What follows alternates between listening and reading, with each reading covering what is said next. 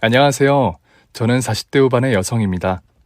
20대 초반 치기 어린 감정으로 뜨겁게 연애했고 남들과 비슷하게 결혼도 했었죠. 그러나 남들과 똑같은 인생은 없듯이 파란만장한 비하인드 스토리를 가지게 되었습니다. 연애할 때와는 다르게 애정이 금세 시들고 저물어갔던 결혼 생활, 그리고 겨우 가족이라는 이름으로 묶여있는 상황에서 딸만 바라보며 시모와의 갈등도 참아왔었죠. 그러다 결국 딸아이를 먼저 천국으로 보내게 되는 아픔까지 겪었습니다. 답답한 심정과 기나긴 제 사연을 여러분들에게 용기 내어 고백해 봅니다. 어릴 적부터 저는 부모님의 번창한 사업 덕분에 부유한 환경 속에 자랐습니다. 그러나 제 부모님은 제가 대학생이 되면서부터 용돈은 직접 아르바이트를 해서 벌게끔 교육하셨죠. 다행히 당시 집안에서 운영하던 카페가 학교 근처에 있었습니다.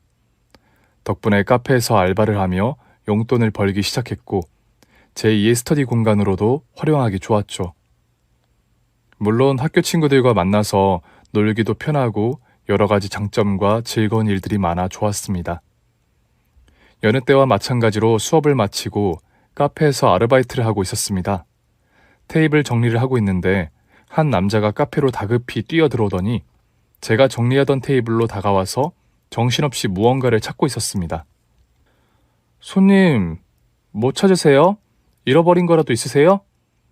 아, 여기 직원이세요? 제가 지갑을 잃어버렸는데 혹시 이 자리에서 지갑 못 보셨나요? 검정색 가죽 지갑인데 손바닥만한 크기예요. 방금 전까지 이 자리에 계시다가 나가신 거예요? 네, 한 10분 된 것 같은데 얼마 안 됐어요. 분명히 테이블에 지갑을 올려둔 것 같은데. 남자는 무척 다급해 보였습니다. 당시 집안에서 운영하던 카페는 지하층과 1, 2층까지 총 3층이었고 손님이 많을 때는 테이블 정리가 바로 안 되는 경우도 많았죠. 그날은 손님들이 많은 편이어서 테이블에 설령 지갑이 놓여 있었다고 하더라도 누군가 지나가면서 지갑을 집어가도 모를 정도로 붐비는 상태였습니다. 그 남자는 자신이 앉아있던 테이블에서 지갑을 찾을 수 없자 자신이 앉아있던 주변의 모든 자리를 구석구석 기웃거리고 있었습니다. 그러나 결국 찾던 지갑은 없었고 몹시 어두운 얼굴로 카페 전체를 한 많은 영혼처럼 돌아다니고 있었습니다. 손님, 제가 더 찾아볼게요.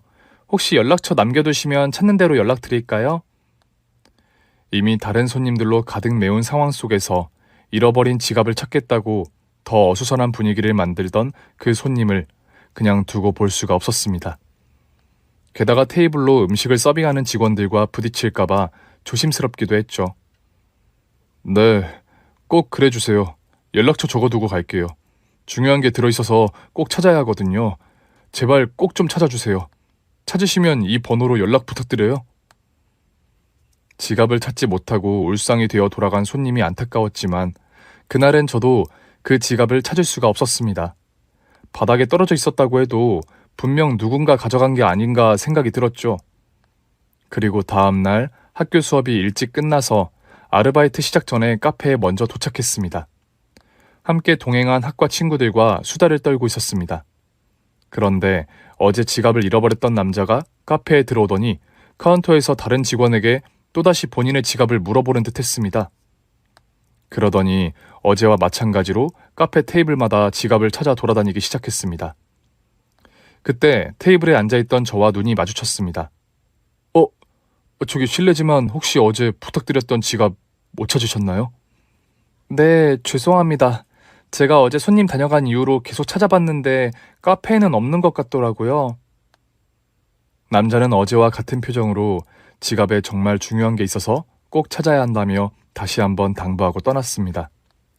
그리고 그 다음 날도 그 남자는 카페에 와서 같은 패턴으로 지갑을 찾아다녔죠. 이제 아는 사람이 된 것처럼 낯이 익을 정도였습니다. 저는 아무래도 신경이 쓰여 카페 영업이 끝나고 카페를 대청소하면서 지갑을 한 번 더 찾아보았습니다. 그런데 화장실 청소를 하던 중 옆칸 사이의 벽 위쪽에서 무언가 까만 게 발견되었습니다. 손님이 말하던 검정색 가죽 지갑이었습니다. 누군가 지갑 안에 현금을 빼가고 남은 지갑만 손이 닿지 않고 시선이 가지 않는 그곳에 덩그러니 올려둔 모양이었습니다. 저는 늦은 시각이었지만 중요한 게 들어있다며 간곡히 지갑을 찾던 손님의 연락처로 전화를 걸었습니다. 여보세요. 여기 민들레 카페인데요. 잃어버리셨던 지갑 찾아서 연락드렸어요. 정말요? 제가 지금 가서 받을 수 있을까요? 혹시 시간이 늦었는데 내일 오후에 찾으시면 어떠세요? 죄송하지만 제가 20분 안에 갈 수 있을 것 같은데 잠시만 기다려주시면 안 될까요? 정말 급해서 그래요. 부탁드립니다. 늦은 시각이었지만 급한 사정이라는 그의 입장을 배려하여 카페에서 기다리게 되었습니다. 손님을 기다리며 지갑을 열어보니 카드나 명함만 빼곡하게 들어있었죠. 늦은 시각에 모르는 사람을 기다리는 입장이다 보니 지갑 속 신분증도 확인해 보게 되었습니다. 그는 당시 저보다 5살이 많았고 카페에서 멀지 않은 동네 주소지가 기재되어 있었습니다. 명함들을 살펴보니 디자이너나 광고 관련 업종의 명함들만 가득 차 있었습니다. 15분쯤 흘렀을 무렵 카페 앞에 검정색 승용차가 정차하더니 라이트를 그대로 켜둔 채 차 안에서 그 손님이 다급하게 내렸습니다. 카페로 허겁지겁 뛰어 들어오더니 전과 다른 표정으로 저를 반기며 지갑의 안부를 물었습니다. 늦게 죄송합니다. 지갑 어딨어요? 찾으신 거예요? 네, 여기 있습니다. 대충 살펴봤는데 현금은 전혀 없었어요. 네, 괜찮아요. 현금 많이 들어있지도 않았어요. 중요한 게 따로 있어서. 그 남자의 얘기를 들어보니 현금이 아닌 무언가 중요한 게 들어있던 모양이었습니다. 남자는 신용카드보다 지갑에서 명함들을 꺼내더니 뭔가를 확인하기 시작했습니다. 저는 호기심에 여러 상황이 궁금했지만 더 이상 묻지는 않았습니다. 저기 죄송한데 제가 지금 너무 늦어서요. 지갑 확인은 차에서 하시면 어떠세요? 카페 문 닫고 들어가 봐야 하거든요. 죄송합니다. 그렇게 할게요. 그리고 지갑도 찾아주시고 연락 주셔서 정말 감사합니다. 남자는 인사를 하더니 카페 앞에 정차해둔 차로 돌아갔습니다. 저는 카페 점검을 마친 뒤 불을 끄고 나섰습니다. 그때까지 그의 차는 카페 앞에 여전히 헤드라이트를 켜고 정차한 상태였습니다. 그리고 저를 보더니 클락션을 울리며 창문을 내렸습니다. 어느 방향으로 가세요? 태워다 드릴게요. 아니에요. 괜찮습니다. 어디로 가시는데요? 제가 너무 죄송하고 고마워서 그래요. 저 때문에 늦게까지 카페에서 기다려주셨는데 제가 꼭 모셔다 드릴게요. 타세요. 저는 조금 당황스럽긴 했지만 시간도 늦었고 거리도 멀지 않아 마지못해 그의 차에 탔습니다. 그리고 그는 고맙다는 말을 하면서 지갑을 찾고 마음이 놓였는지 카페 단골 손님이 되겠다며 슬슬 농담도 하더군요. 실은 제가 광고 프로덕션에서 일을 하고 있는데요. 최근에 좋은 인연으로 업계에서 가장 잘 나가는 기업의 국장님을 소개받게 되었거든요. 그분 명함과 연락처가 사실 제 지갑에 있었던 상황이었어요. 그리고 내일 면접 겸 만나 뵙기로 약속했던 상황이었죠. 그래서 오늘 늦은 시각이어도 찾으러 올 수밖에 없었습니다. 죄송해요. 그러셨군요. 그래도 정말 다행이네요. 누군가 지갑에 현금만 쏙 빼가고 화장실 담벼락 위에 올려둔 모양이더라고요. 대청소하면서 겨우 발견했는데 중요한 건 그대로 있어서 정말 다행이네요. 면접도 결과가 좋으실 것 같은데요? 네, 정말 감사합니다. 사실 지갑에 현금은 몽땅 털려도 좋으니 제발 명함만 그대로 남아있어라 하고 어찌나 내심 바라고 기도했는지 몰라요. 사람이 절박하니까 종교가 없어도 기도가 나오더라고요. 중요한 명함 연락처가 남아있다는 게 정말 꿈만 같은 일이 되었네요.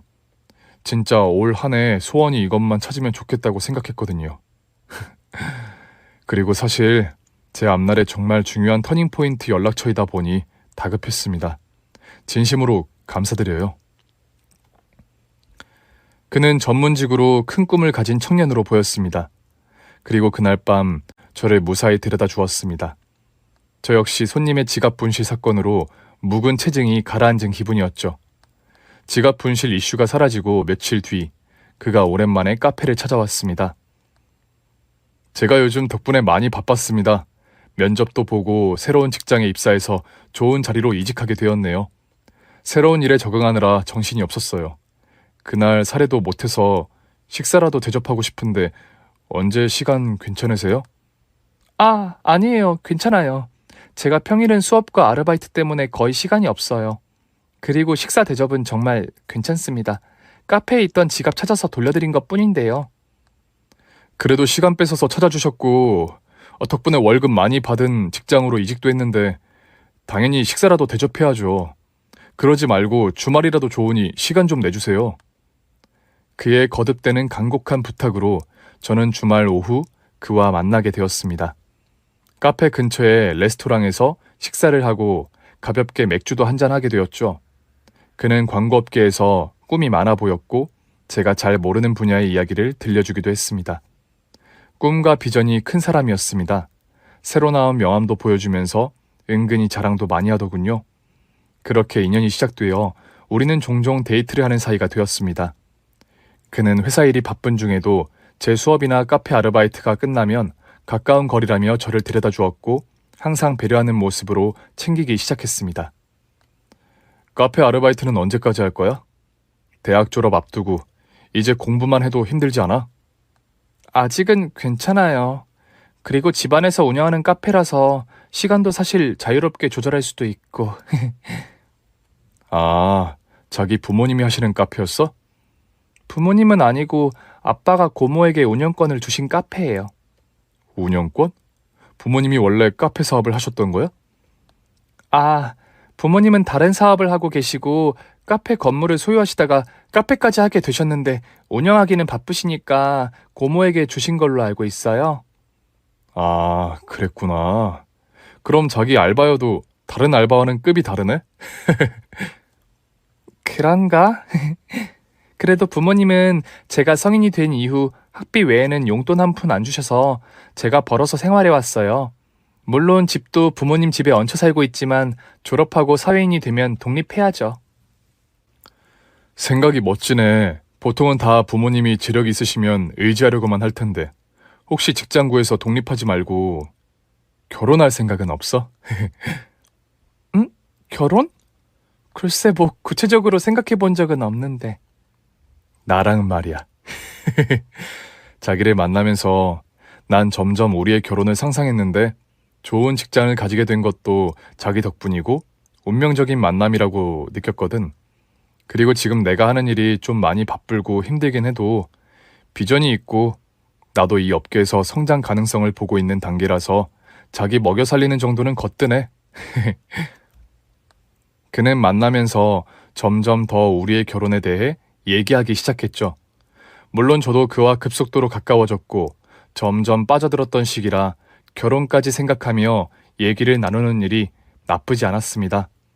당시 저는 대학을 졸업하면 부모님의 권유로 집안에서 운영하는 회사에 취업할 운명이긴 했으나 개인적으로는 승무원을 하고 싶었던 꿈이 있었습니다. 그렇지만 부모님의 반대가 심해서 꿈은 접어야만 했죠.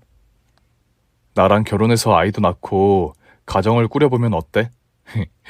만약 자기가 승무원의 꿈을 꼭 이루고 싶다면 일을 해도 좋고. 그는 제가 하는 모든 걸 다 들어주고 싶어 했고 제 의견도 존중해 주려고 했던 것 같았죠. 그렇게 뜨겁고 행복한 연애를 이어나가고 있었습니다. 어느새 시간이 흘러 대학교 졸업식이 다가왔습니다.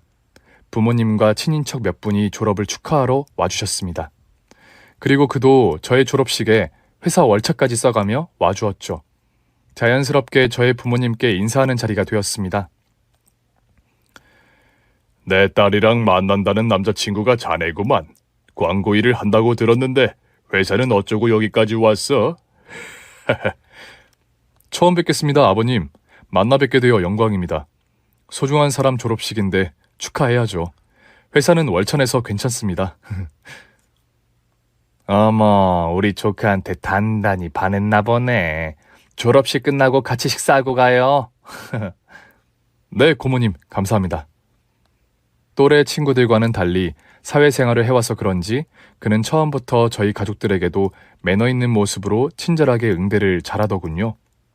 그러나 저의 엄마는 그를 아주 마음에 들어하지는 않으셨습니다. 그래서 그런지 그날도 별 말씀이 없으셨죠. 어머님, 뭐 좋아하세요? 제가 이 근처에 맛있는 곳들 꽤 알고 있어서 꼭 모시고 가고 싶은데 어떠세요? 우리 딸 졸업인데 내가 좋아하는 음식이 무슨 소용이에요. 딸이 좋아하는 거 먹어도 되니 나는 신경 쓰지 말아요. 어머님과 같은 식성이라고 들었습니다. 어머님이 좋아하시는 음식이면 다들 좋아하실 것 같아서요. 다소 까칠하게 대하는 엄마도 그는 유연하게 잘 응대하고 있었죠. 그리고 더 놀라운 일이 있었습니다.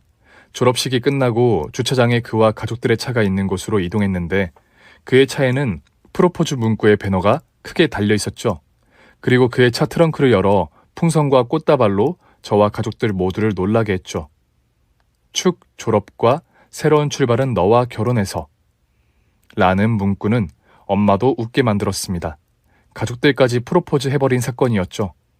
그날 이슈로 부모님은 저를 불러 진지하게 결혼에 대해 이야기를 나누셨습니다.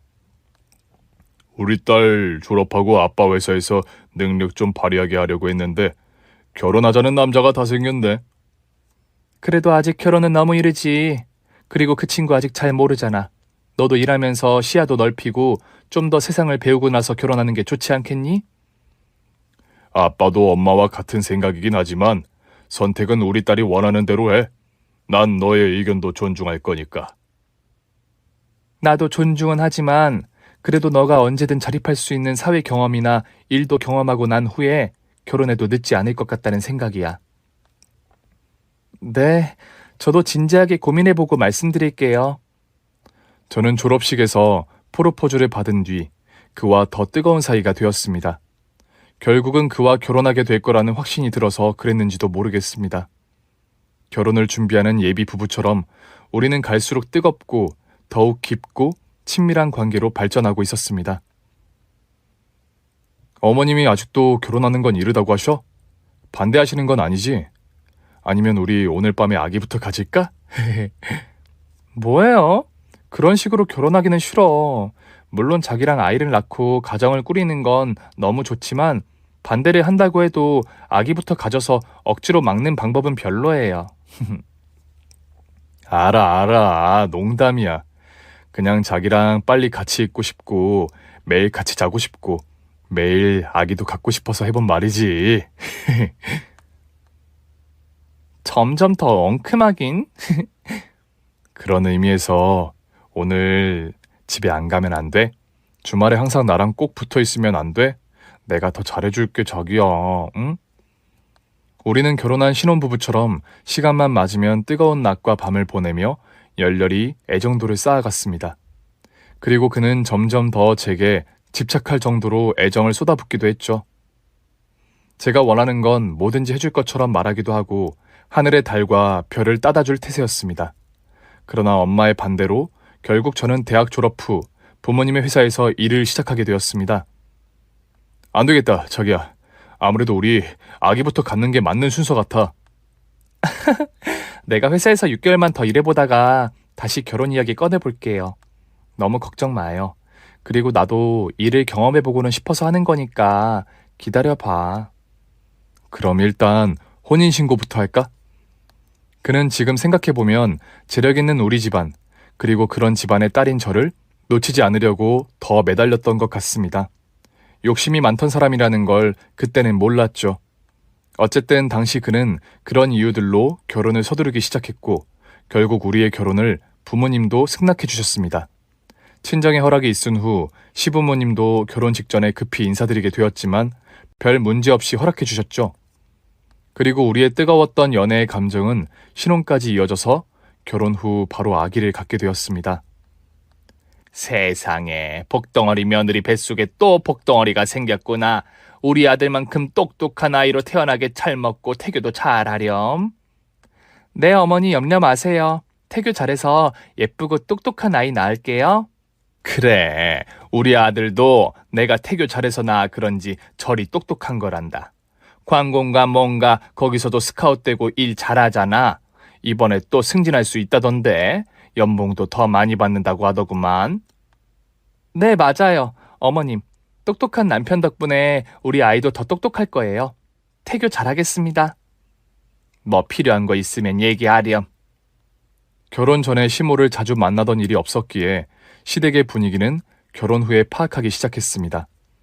시모는 결혼 초 제가 해온 혼수에 늘 기쁨을 감추지 못했고 주변에도 자랑하시느라 바쁘셨습니다. 그 후에도 늘 제가 유복한 집안의 딸인 점을 가장 좋아하셨던 분이었죠. 그러나 무력 많은 사람이라고 치부하기보다는 새로운 가족을 자랑하고 싶은 마음이려니 이해했습니다. 한번 밉게 생각하면 좋은 사람도 싫어지기 마련이라 처음에는 늘 그렇게 이해하며 넘겼죠. 여보, 집 앞에 마트인데 뭐 사다 줄까? 필요한 거 없어? 임신 초기 남편은 늦게 퇴근할 때도 항상 저를 챙겼습니다. 그리고 퇴근 후 피곤해도 항상 저와 함께 태교에 신경 써주었죠. 여보, 오늘은 일하는데 안 힘들었어? 아이도 가졌는데 이제 회사 일은 쉬는 게 어때? 아직 초기라 조심하면 돼. 일은 힘들 게 없어요. 걱정 마. 그래도 좀 쉬지 그래. 나도 곧 연봉도 오르고 더 바쁘면 같이 시간 보내기 힘들 텐데. 그리고 자기 친정에서도 많이 챙겨주시잖아. 굳이 임신까지 한 상황에서 돈 벌러 나갈 필요는 없잖아. 뭐 꼭 돈을 벌러 나가는 게 목적은 아니지. 내가 해온 일에 보람도 있고 자아 실현도 있고 아직까지는 일도 재밌고 해서 초기라 조심만 하면 돼. 그래도 일 때문에 스트레스 받을까봐 걱정되니까 힘들면 쉬어. 알았지? 알겠어요. 근데 뭐 요즘 스트레스도 별로 없고 일도 많지 않아서 정말 괜찮아. 그래? 알겠어. 대신 몇 달 후부터는 무조건 일을 쉬기로 약속해. 알았지? 육아에도 전념하려면 그런 시간이 꼭 필요하다니까. 알겠다고. 염려 마시라니까. 어머님도 요즘 내 걱정하시면서 필요한 거 물어보시던데. 그리고 시어머님 뱃속에 자기를 가지고 있을 때 태교를 잘하셔서 지금처럼 똑똑해지신 거라고 칭찬하셨어. 태교에 엄청나게 신경 쓰셨다고. 나더러 태교 각별히 신경 쓰라면서. 맞아. 나 태교 잘해서 더 똑똑한 남자야. 이번에 안 그래도 경쟁 PT에서 내가 선정돼서 광고권 큰 거 하나 또 따냈어. 그것 때문에 점점 바빠지면 자기 많이 신경 못 써줄지도 몰라. 이해해줘? 당연하지. 일이 바쁜데 어쩌겠어. 그래도 자기가 대기업 상대로 PT 경쟁도 이기고 광고한다는 게 정말 대단한 것 같아. 멋져, 여보. 결혼 초기에 남편과 시모는 제가 임신한 사실만으로 무척 챙겨주셨습니다. 그리고 시간이 지나 출산 준비로 회사 일을 쉬게 되었죠. 친정에서도 그런 저와 아이를 위한 선물들로 거실과 아가 방이 채워지기 시작했습니다. 친정의 아낌없는 지원에 시어머니까지 덩달아 기분 좋아하셨죠. 그런데 아이를 낳을 때가 되어 딸아이라는 성별을 알게 되었고 그때부터 시모의 태도가 너무나도 달라졌습니다.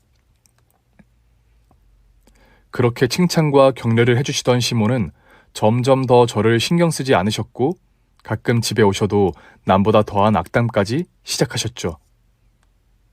일부러 알고도 나한테 늦게 말한 거냐? 뭘요, 어머님? 딸이라는 사실 말이다. 내 아들처럼 태교 제대로 해서 똑똑한 아들 낳으라고 그 공들여 챙겼더니 어쩌자고 딸년이야? 딸 낳으면 돈이나 축내지.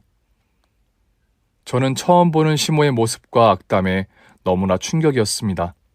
그리고 만삭인 상태에서 스트레스를 받다가 출산에 문제라도 생길까 싶어서 그때부터 시모를 피하고만 싶었습니다. 그래서 늦은 시간까지 퇴근할 남편의 귀가를 기다리고 있었습니다. 역시나 피곤한 기색이 역력해 보이는 남편은 12시가 넘어서 집에 왔죠. 여보, 늦게까지 고생 많았어요. 아직 안 잤어? 안 피곤해?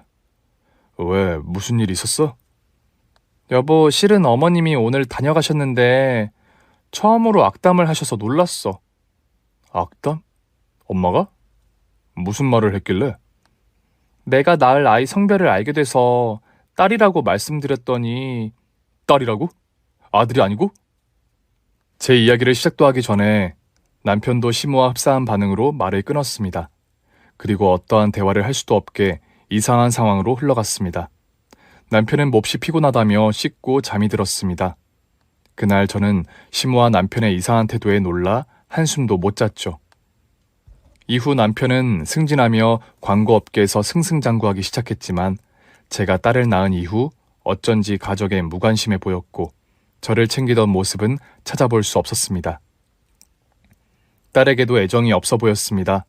그리고 이유인지 핑계인지 회사 일로 바빠서 점점 더 집에서 얼굴 보는 날도 줄기 시작했죠. 육아는 전부 제 몫이었습니다. 그리고 시모도 딸을 낳은 제게 관심은커녕 마주치면 듣기 힘든 악담만 들어놓았습니다.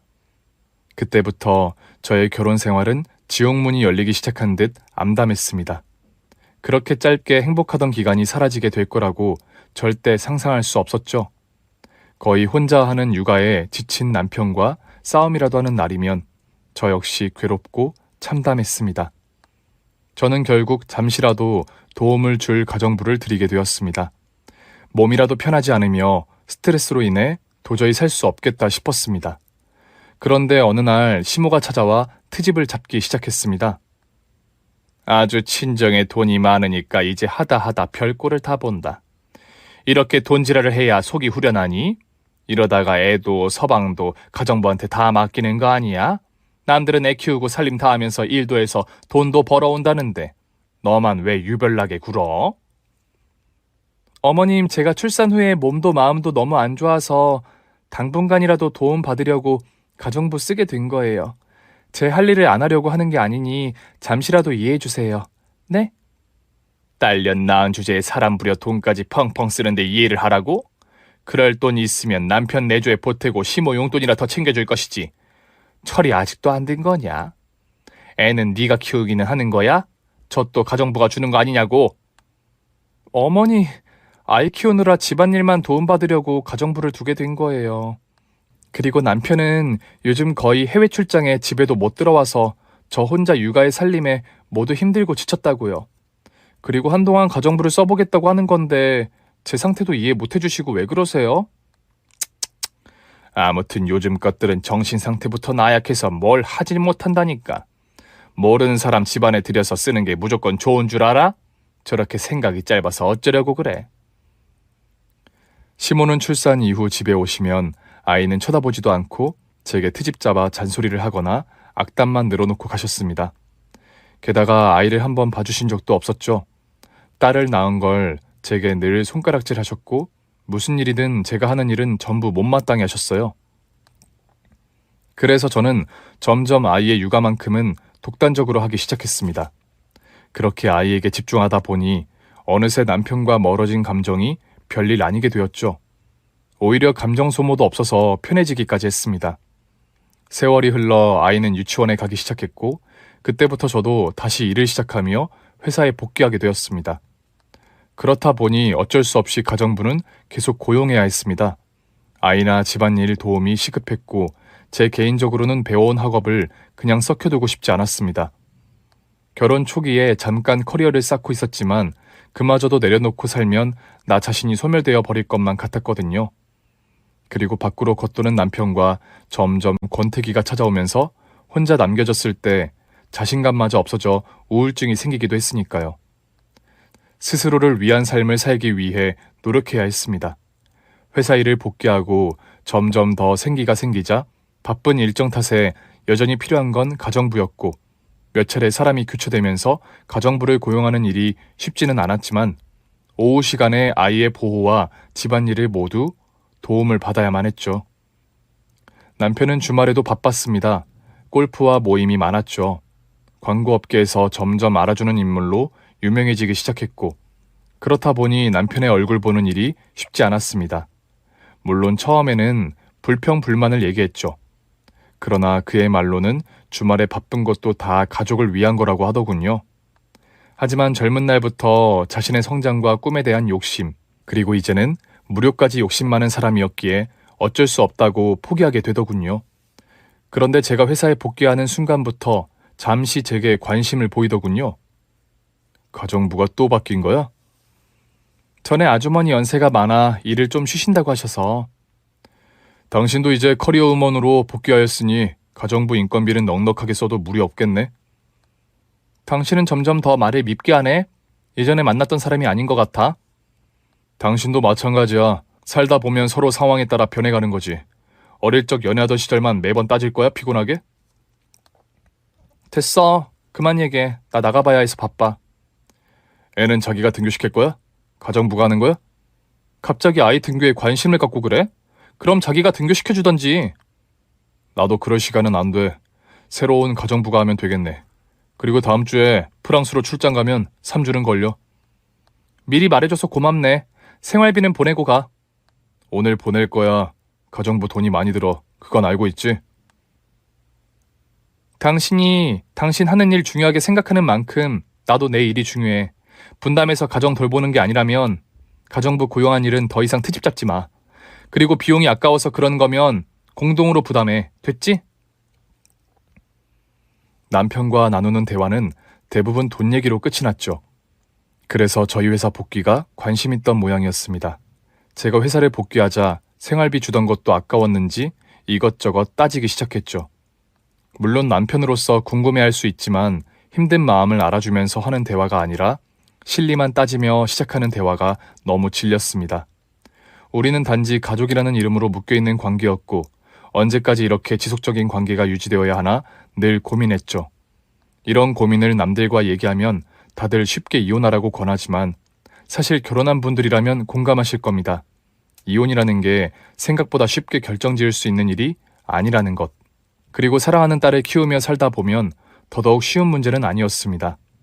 그러나 언젠가 무의미한 결혼 생활이 계속된다면 저의 경제적인 독립이 완벽해지는 날 늘 떠날 생각만으로 가득 차 있었습니다. 그리고 얼마 지나지 않아 그의 마음이 굳혀지는 사건이 생겼죠. 초등학생이 된 딸은 저와 가장 친한 친구가 되었습니다. 저의 퇴근이 늦어지면 알아서 숙제도 하고 다정한 편지도 써주는 착하고 예쁜 아이였죠. 여전히 출장 중인 남편의 부재로 가정부에게 아이의 저녁 식사를 부탁했고 그날만 제가 귀가할 때까지 있어줄 것을 당부했죠. 그런데 생각보다 일이 일찍 끝났고 부랴부랴 집으로 돌아갔습니다. 현관에 놓여진 남편의 신발을 발견했고 예고 없이 또 돌아온 건가 싶은 그때 거실은 조명등 불빛으로 고요했죠. 드레스룸으로 향하고 있는데 침실 쪽에서 소리가 들렸습니다. 가정부의 모습도 보이지 않아 이상한 기운을 감지한 저는 발소리와 숨소리를 죽이며 침실로 향했습니다. 남편과 가정부의 목소리가 들리더군요. 수상한 기운을 감지하고 침실에서 새어나오는 소리에 귀를 기울였습니다. 잠깐이면 돼. 지난번에도 들킨 적은 없잖아. 곧 사모 도착할 것 같은데 여기서 이러는 건 좀 곤란한데. 용돈 많이 줄게. 키스부터 좀 해봐. 해외 출장에 밖으로 겉도는 남편이 바람 한번 피우지 않았을 거라 생각하진 않았죠. 그러나 집안에서 제가 고용한 가정부와 아이까지 집안에 있는 상황에 그럴 거라고는 상상도 하지 못했습니다. 듣기조차 거북한 대화가 오가는 순간 더는 참을 수 없어 문을 열었습니다. 남편의 바지가 벗겨진 채로 침대 끝에 누워 있었고 가정부는 무릎을 꿇고 남편의 다리 사이에 앉아 있었죠. 남편은 술에 취했는지 계속 가정부에게 요구사항을 말하고 있었고 가정부는 놀란 눈으로 저를 쳐다보게 되었습니다. 더 돈 받을 생각 말고 짐 챙겨서 지금 당장 나가요. 그제서야 남편은 고개를 돌려 저를 쳐다보더군요. 가정부는 황급히 도망치듯 사라졌고 남편은 술에 취해 혀꼬인 소리로 핑계를 늘어놓기 시작했습니다. 션년이 이상한 년이라니까? 내가 취해서 너무 피곤해 잠이 든 사이에 방에 들어와서 바지를 벗겨놨나 봐. 지난번부터 이상해서 내가 바꾸자고 당신한테 얘기하려던 참이었어. 난 아무것도 잘못한 게 없다니까. 돈을 주면 시키는 건 뭐든지 한다면서 취해서 잠든 사이에 그랬다니까? 남편에게 대답도 대화도 이어가고 싶지 않았습니다. 남편은 점점 더 쓰레기가 되어가고 있었고 일을 잘해서 능력만큼 벌이도 좋아지고 위치도 높아지자 파렴치한 사람으로 변해갔죠. 우리 부부 역시 권태기가 오랫동안 이어졌고 각자 일하기 바빴습니다. 집과 생활비를 나눠 쓰는 것 말고는 의미가 없는 관계였죠. 딸아이는 그런 가정 속에서도 밝고 명랑하며 똑똑하게 자라주었습니다. 고등학생이 되자 키도 훌쩍 커버린 딸은 저와 정말 세상에서 가장 친한 친구가 되었고 말하지 않아도 마음 통하는 사이였습니다. 엄마, 오늘도 팀원들한테 스트레스 풀지 말고 잘해주고 바쁘다고 점심 대충 먹지 말고. 네, 딸 어르신 말씀 새겨 듣겠습니다. 이따 학교 끝나고 회사 앞으로 갈게. 같이 저녁 먹어, 엄마. 그러자. 혹시 내가 조금 더 늦으면 1층 카페에서 과제하면서 기다려. 내가 알아서 다 해. 걱정 말고 엄마 일 잘 보셔요. 퇴근 후 딸과 저는 늘 한 몸처럼 붙어 다녔죠. 딸아이가 중학생이 되면서부터 그랬던 것 같습니다. 일찍 처리된 건지 중학생이 되었을 때 딸은 가정부 필요 없다면서 알아서 챙겨 다녔고, 오히려 저를 걱정해 주었죠. 저 역시 남편과 가정부가 바람 피우는 현장을 목격한 후로 사람 쓰는 것도 두려워져서 고용하지 않게 되었죠. 딸은 아빠의 냉담함도 초월한 것 같았습니다. 그런 딸에게 저는 엄마로서 항상 미안하고 고마웠죠. 오래 기다렸어? 오늘은 우리 뭐 먹을까? 나 오늘 케이크 먹고 싶어. 케이크? 어머머, 오늘 우리 딸 생일이었구나. 미안. 분명히 지난주까지 기억하고 메모하고 그랬는데 내 정신 좀 봐. 괜찮아, 엄마. 케이크 먹고 선물 사주면 챙겨주는 거지 뭐. 딸은 가끔 저보다 언니 같았습니다. 제 마음을 상하게 하는 일은 단 한 번도 없었죠. 오히려 일하기 바쁜 저를 더 챙겨주고 이해해 주었습니다. 내가 오늘 우리 딸 갖고 싶은 선물 다 사줄게. 케이크도 먹고 맛집도 가자. 어때? 좋아, 엄마. 나 그럼 버킷리스트 좀 공개해볼까? 고등학교 2학년이 된 딸은 세상에서 가장 예쁜 시절을 보내고 있었습니다. 그렇게 예쁘고 착한 딸의 생일날, 우리는 함께 즐거운 생일 파티를 즐겼습니다. 딸이 가고 싶다던 케이크 맛집과 예쁜 카페, 그리고 새 가방과 너무나 잘 어울리는 원피스까지 선물을 잔뜩 사주고 행복한 저녁 시간을 보낸 뒤 집으로 돌아왔죠. 그런데 집에 돌아와서 샤워하러 욕실로 들어간 딸은 한참이 지나도 나오지 않았습니다. 걱정이 되어 노크를 하자 아무런 인기척이 나지 않았죠. 저는 급한 마음에 강제로 문을 열고 들어가니 딸은 욕조에 의식을 잃은 채 쓰러져 있었습니다. 119를 부르고 병원에 도착해 딸의 검사 상태를 기다리며 남편에게 전화를 걸었습니다. 여러 차례 전화해도 부재 중이었습니다. 지금 병원이야. 빨리 연락 좀 줘. 통화할 수 없는 남편에게 메시지를 수차례 남겼습니다.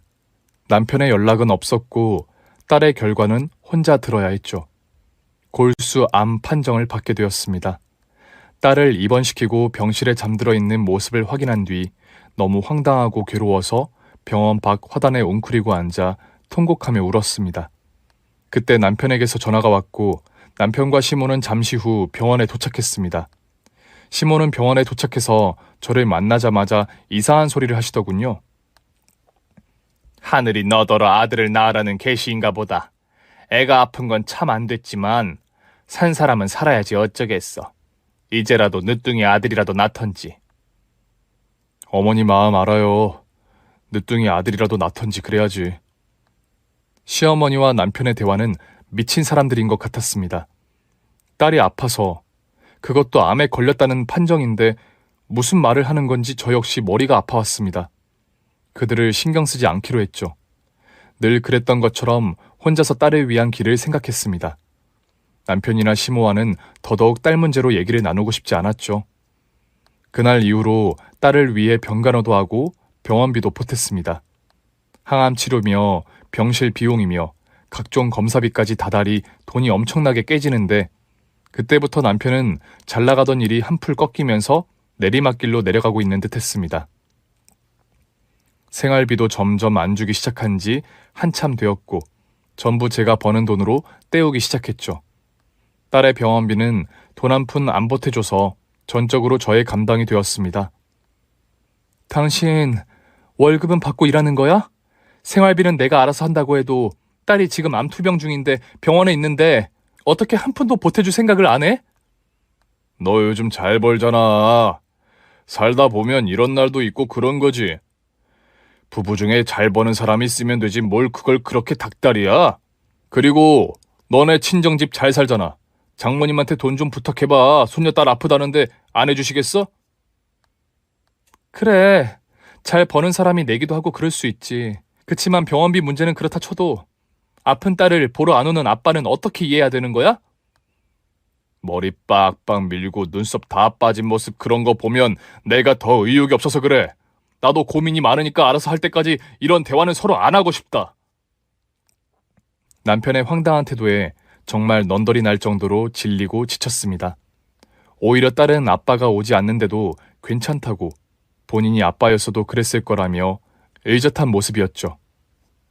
그렇게 오랫동안 간병하고 퇴근을 반복하던 중 딸은 20살이 되었습니다.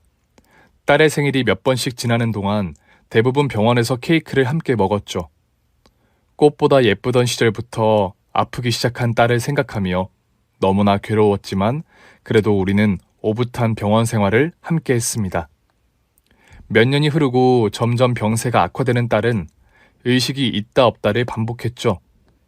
그러던 어느 날 딸의 의식이 돌아왔고 다급히 제 손에 딸이 직접 작성한 유언장이라며 건네주더군요. 그 후에 딸은 혼수 상태에 빠지고 말았습니다. 제 정신도 온전하지 못했지만 고비를 넘길 수 있을 거라는 희망을 가지고 병 간호에 힘썼습니다. 딸이 직접 건네준 유언장을 천천히 읽어보았습니다. 충격적이었죠. 알고 보니 딸은 아빠가 불륜을 저지른다는 사실을 모두 알고 있었고 증거에 대한 상세한 내용도 별도로 모아서 보관해 두었다고 했죠. 그리고 이 사실을 시댁에서도 알고 있다고 했죠. 딸은 자신이 죽으면 엄마와 아빠를 이혼시키려고 할 테니까 더 이상 당하지 말고 엄마가 먼저 복수하라는 내용이었습니다. 딸 이름으로 되어 있는 보험에 대해서도 제가 가져갈 수 있게 해보라는 걱정과 보험 들어놓은 거 절대 아빠한테 한 푼도 주지 말고 변호사 선임해서 해결하라는 등의 내용이었습니다. 유서에는 온통 딸이 제 삶을 걱정하는 내용이었습니다. 파렴치한 남편과 시댁의 만행에 놀라기보다 이런 유서를 써놓고 떠날 딸을 생각하니 눈물만 나더군요. 그리고 제 통곡의 눈물은 복수의 칼날이 되어가고 있었습니다. 딸은 혼수 상태에 빠진 후 3개월 뒤 21살의 꽃보다 더 아름다운 나이에 천국으로 떠났습니다. 저는 딸이 혼수 상태인 동안 딸의 유언장대로 일을 처리하기 시작했죠. 딸과 저의 한을 그렇게라도 풀어야 한다고 생각했습니다. 딸의 장례식을 치르는데도 시댁 식구들은 코빼기도 안 비쳤고 남편에게 연락하니 해외 출장 가 있다며 장례식 치를 때 보태라며 돈만 보내겠다고 하더군요. 그런데 통화 내내 옆에서 소음들이 들리기 시작했습니다. 분명 여자의 목소리였죠. 남편과 상간녀의 귀국할 날만 기다렸습니다. 저는 친정 부모님께 부탁을 드렸고 사람을 고용해서 그들의 뒷조사를 시작했습니다. 상간녀는 남편의 광고회사에서 유능해진 광고 기획자였습니다.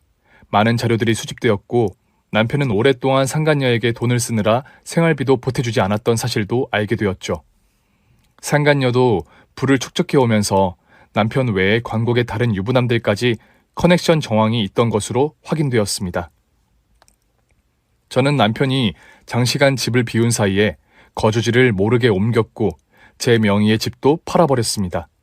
그리고 딸이 남겨준 보험금도 받게 되었지만 딸이 다니던 고등학교에 어려운 학생들도 도우라며 전액 기부했습니다. 제 주변을 모두 결혼 전 상황으로 정리해두기 시작했죠. 유능한 변호사와 함께 합리적인 이혼만 남겨둔 상태로 말이죠. 남편의 회사 메일로 상간녀와의 수집된 만행들의 증거들이 보내졌고 남편의 선임들의 이메일 주소도 확보했다고 전달했죠. 스스로 회사를 퇴사하지 않으면 퇴사하게 더 일을 키우겠다고 말이죠. 그리고 이혼 시 합의 조건에는 아내와 결혼 생활 유지를 위한 노력이 전혀 없었고 집안에서 바람을 피우던 일들은 물론 딸까지 죽음 앞에 놓인 상태인데 회사 해외 출장을 핑계로 죽은 이후에도 장례식까지 나타나지 않은 무책임한 가장으로 모든 피해의 값을 위자료로 치료하게 될 거라고 경고하게 되었습니다. 남편은 결국 스스로 퇴사하는 길을 택했고 그동안 죗값을 저에게 모두 돈으로 갚게 되었습니다. 그는 청년 시절 아무것도 없는 무력강한 모습으로 돌아가야 했습니다. 물론 젊음도 없는 50대의 나이로 자신감도 늙어 있었죠. 다른 회사를 수소문하며 전전하고 있다는 소식만 듣게 되었고 매달 위자료를 갚아가는 그의 입금 내역으로 이혼을 실감하게 되었답니다. 시모는 그제서야 울며 불며 제게 연락해서 용서를 구했지만 이후로 제 핸드폰에서 차단 리스트로 체크되셨죠. 시모 역시 벌을 받은 건지 교통사고로 하반신 마비로 누워있는 신세가 되었다고 합니다. 그리고 상간녀 역시 광고업계는 아예 말도 듣지 못하게 떠나야만 했습니다. 그녀는 남편과도 헤어지게 되고 일도 잃고 명예도 순식간에 잃게 되자 술과 약에 찌든 생활을 하다 스스로 목숨을 끊게 되었다고 전해 들었습니다. 친구처럼 언니처럼 죽기 전까지 유서에서도 제 걱정을 해주던 나의 착하고 예쁜 딸. 세상에서 가장 나를 아끼고 걱정했던 베프였던 딸이 이제는 편히 쉬길 바랍니다. 제가 엄마로서 너무 도리를 못한 것만 같아 한 맺혀 전 남편과 상간녀 그리고 시모에게까지 복수는 했지만 떠난 딸의 빈자리는 그래도 채워지지 않네요. 무력과 탐욕에 찌들어 있던 그들에게 복수한 저는 이제 제 일에만 더욱 매진하여 부모님의 대를 이어 사업가로 변신하기 위해 내공을 다지고 있습니다. 여러분들도 혹시 저처럼 나쁜 경험을 하시게 되신다면 하루빨리 이겨내시고 행복한 희망을 품고 나아가길 바라봅니다. 사연 들어주셔서 감사합니다. 좋은 하루 되세요. 오늘 준비한 사연은 여기까지입니다. 재밌게 들으셨다면 구독과 좋아요를 꼭 눌러주세요. 저에게 아주 큰 힘이 됩니다. 그럼 저는 다음 사연으로 찾아뵐게요. 오늘도 건강하시고 명절 잘 보내세요.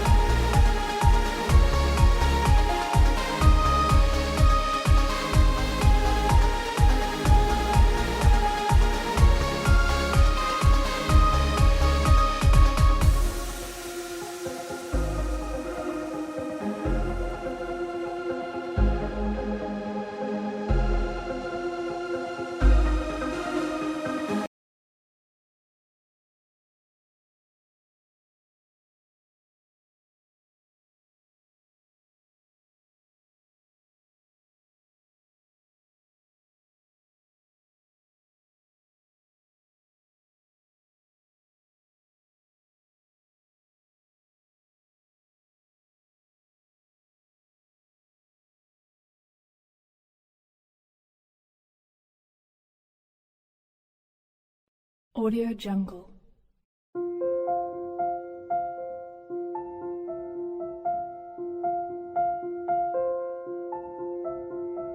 Audio Jungle.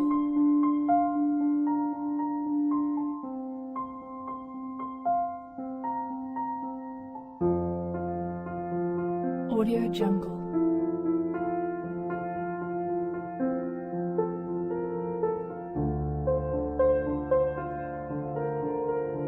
Audio Jungle.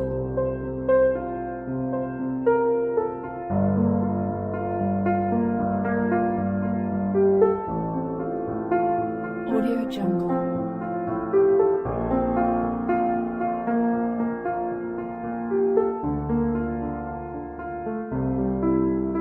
Audio Jungle.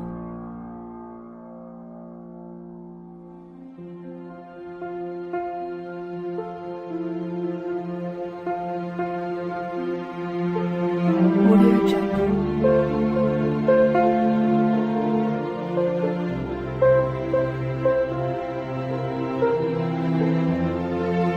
Audio Jungle.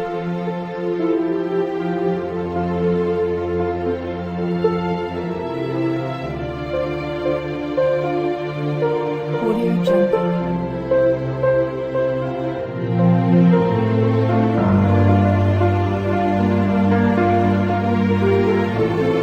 Audio Jungle.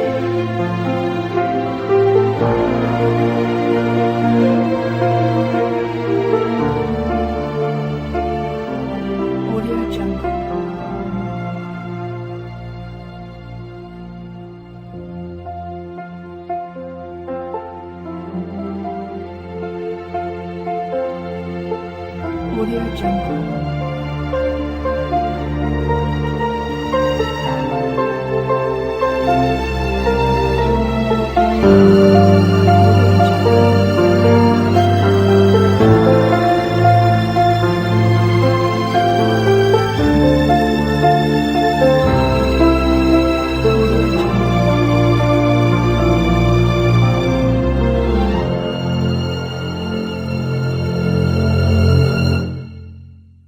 Audio Jungle.